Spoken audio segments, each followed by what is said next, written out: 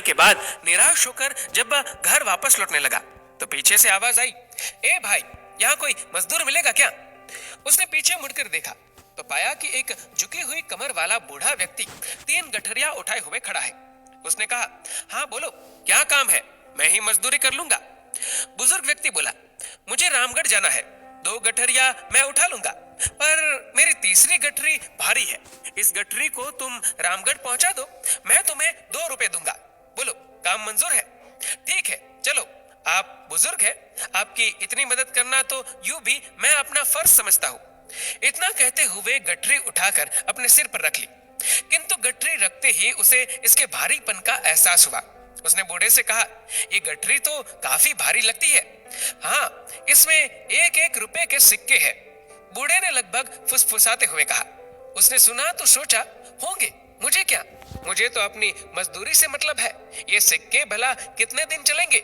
तभी उसने देखा कि बूढ़ा उस पर नजर रखे हुए। उसने सोचा कि ये बूढ़ा जरूर ये सोच रहा होगा, कहीं ये भाग तो नहीं जाएगा। पर मैं तो ऐसी बेईमानी और चोरी करने में विश्वास नहीं करता। मैं सिक्कों के लालच में फंसकर किसी के साथ बेईमानी नहीं करूंगा। شيء مرة خرافي، شيء مرة مو طبيعي. تفضل دورك في الإحلاق. مرة خرافي. كيف تبي تحلق؟ كله زيرو. أيوة كله زيرو. مرة روعة. चलते चलते आगे एक नदी आ गई। वह तो नदी पार करने के लिए झट से पानी में उतर गया, पर बूढ़ा नदी के किनारे खड़ा रहा। उसने बूढ़े की ओर देखते हुए पूछा, क्या हुआ? आखिर रुक क्यों गए? बूढ़ा आदमी हूँ, मेरी कमर ऊपर से झुकी हुई है, 2-2 गठरियों का बोझ नहीं उठा सकता, कहीं मैं नदी में डूब ही ना जाऊं।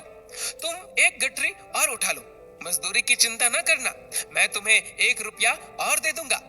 ठीक है, लाओ, पर इसे लेकर कहीं तुम भाग तो नहीं जाओगे?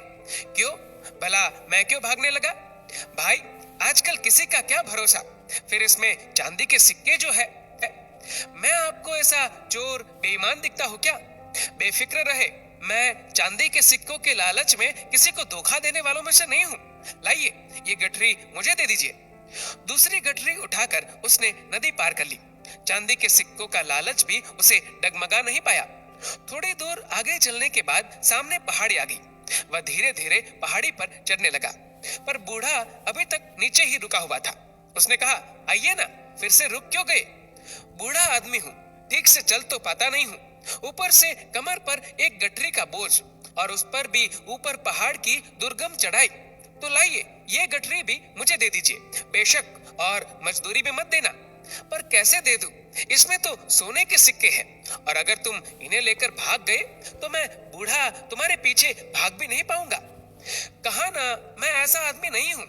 ईमानदारी के चक्कर में ही तो मुझे मजदूरी करनी पड़ रही है, वरना पहले मैं एक सेठ जी के यहाँ मुनीम की नौकरी करता था। सेठ जी मुझसे हिसाब में गड़बड़ करके लोगों को ठगने के लिए दबाव डालते थे। तब मैंने ऐसा करने से मना कर दिया और नौकरी छोड़कर चला आया। उसने यूं अपना बड़प्पन जताने के लिए गप हाँकी।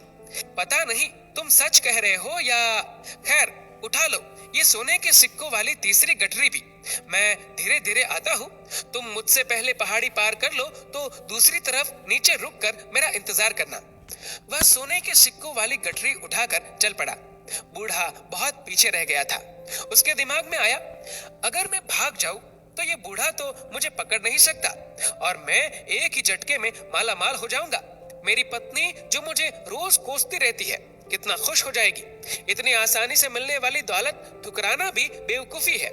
एक ही झटके में धनवान हो जाऊंगा। पैसा होगा तो इज्जत, ऐशो आराम सब कुछ मिलेगा मुझे। उसके मन में लालच आ गया और बिना पीछे देखे भाग खड़ा हुआ। 3-3 भारी गठरियों का बोझ उठाते भागते भागते उसकी सांस फूल गई। घर पहुंचकर उसने गठरियां खोलकर देखी तो अपना सिर पीट कर रह गया। गठरियों में सिक्कों जैसे बने हुए मिट्टी के ढेले ही थे। वह सोच में पड़ गया कि बूढ़े को इस तरह का नाटक करने की जरूरत ही क्या थी। तभी उसकी पत्नी को मिट्टी के सिक्कों के ढेर में से एक कागज मिला जिस पर लिखा था, ये नाटक इस राज्य के खजाने की सुरक्षा के लिए ईमानदार सुरक्षा मंत्री खोजने के लिए किया गया था। परीक्षा लेने वाला बूढ़ा व्यक्ति और कोई नहीं, स्वयं महाराजा ही थे। अगर तुम भाग न निकलते तो तुम्हें मंत्री पद और मान सम्मान सब कुछ मिलता, पर हम सभी को सचेत रहना चाहिए। न जाने जीवन देवता कब हम में से किसकी परीक्षा ले ले। प्रलोभनों में न गिरकर सिद्धांतों को पकड़े रखने में ही दूरदर्शिता है। दोस्तों, इस वीडियो को लेकर आपकी क्या राय है, नीचे कमेंट करके जरूर बताएगा। और अगर आपको वीडियो अच्छा लगा हो तो इस वीडियो को लाइक करेगा, शेयर करेगा ज्यादा से ज्यादा लोगों तक। और ऐसे ही और भी इंस्पिरेशनल वीडियोस के लिए सब्सक्राइब करें हमारे यूट्यूब चैनल को और फेसबुक पर फॉलो करें हमारे पेज को। धन्यवाद।